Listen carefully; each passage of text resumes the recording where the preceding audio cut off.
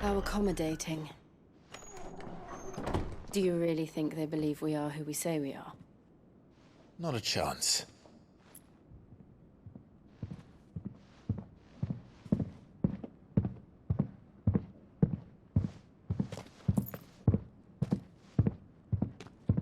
Right, I guess. My uncle believes we're imposters here to rob him. And means to string us up himself.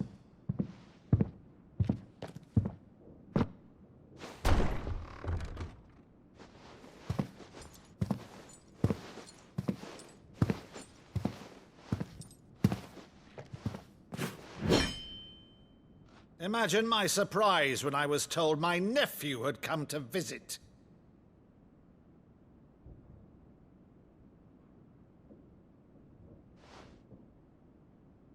Clive Rossfield died long ago. And for uttering his name here, you shall pay with your tongue!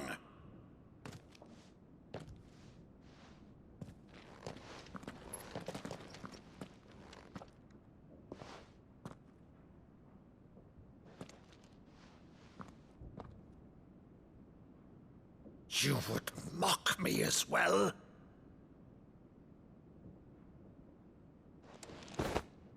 It is I, Sir Crandall of Camelot, loyal servant to Her Serene Holiness, Saint Sybil the Unshod. Meadow, thou vile sorcerer, for thy crimes against church and crown, I shall have thy head.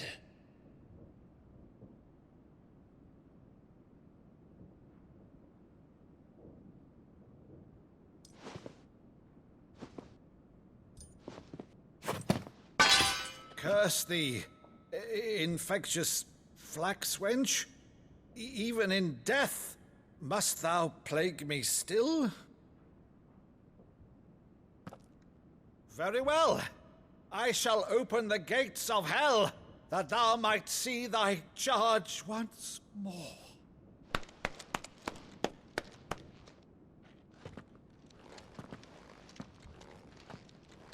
Bravo, Uncle. You're still the finest Maddo in the twins. Oh, Clive, my dear boy, it's really you.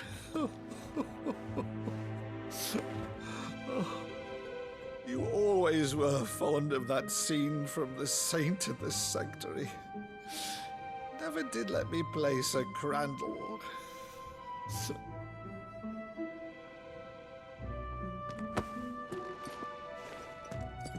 I have a favor to ask, Uncle Byron.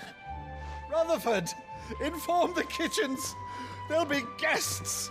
We dine immediately. But, Uncle...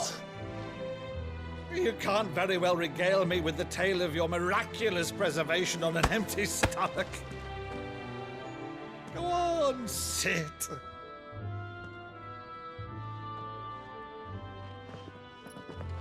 See that you use the good plates, Rutherford.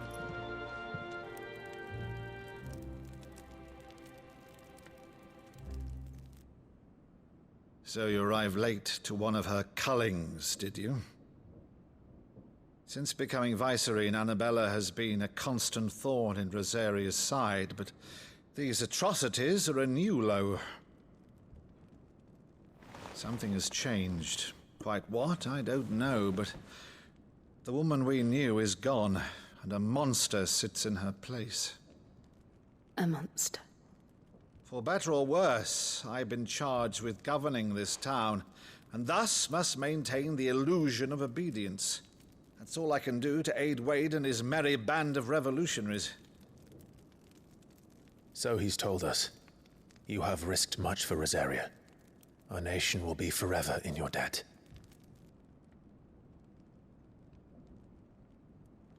It has been 20 years, Clive. The nation your father and your forefathers fought to defend is no more. Perhaps it would be otherwise had I the courage of my brother.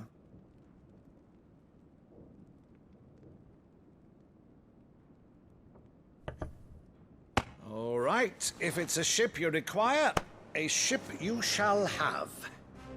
I've a galley in port, but recently relieved of her cargo. She can be outfitted for the voyage in a matter of weeks. So you believe us then? About everything? Believe you? Ha! Only a fool would believe even half of the things you claim. But until tonight, only a fool would have believed my nephew still lived. And besides, I have it on good authority that Clive is telling the truth. Whose authority? On your own, of course. You've always been a terrible liar. Is that true? It's not untrue. Let's say no more about it, eh? It wouldn't do to linger on my nephew's greatest failing.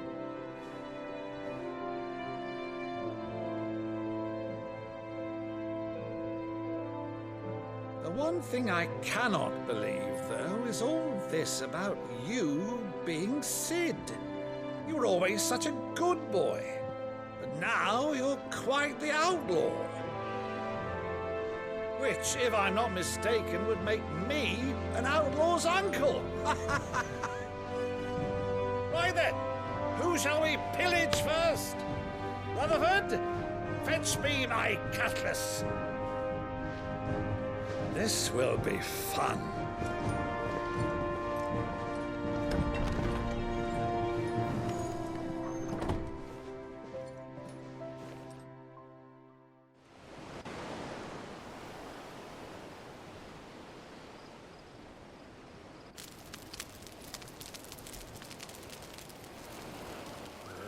Over there. Go on. She's a fine ship, isn't she? Once outfitted, she'll bear us across the boiling sea to Drustinus in the space of 3 days.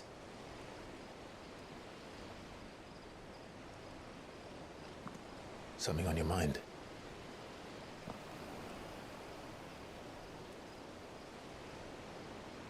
Monsters. When I served the Iron Kingdom, I did so because I saw no other choice. Because once they learned that the lash would not move me, they turned it on those who could.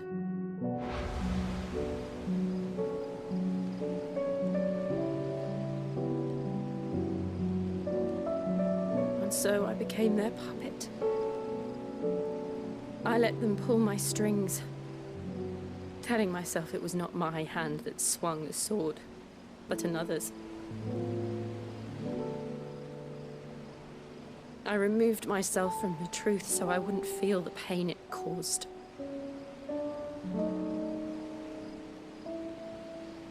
And before I knew it, I no longer felt anything. Anything at all.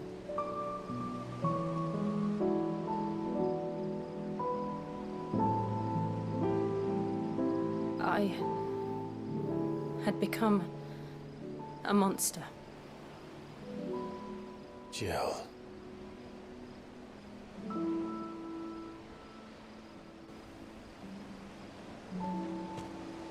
I don't want to be a monster, Clive. Do you understand?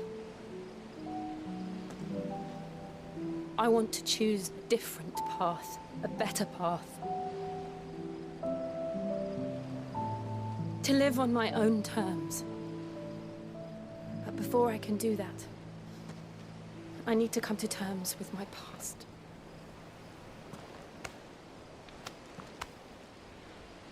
And when you do, I'll be standing there with you, just as you stood with me.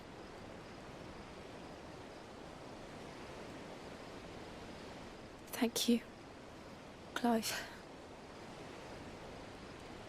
I must atone for my sins. Only then, when it's done, will the monster cease to be.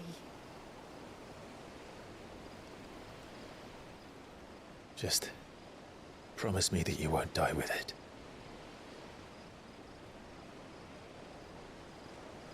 Now, let's get some sleep. The journey back to Benamir is long, and there is much to tell the others.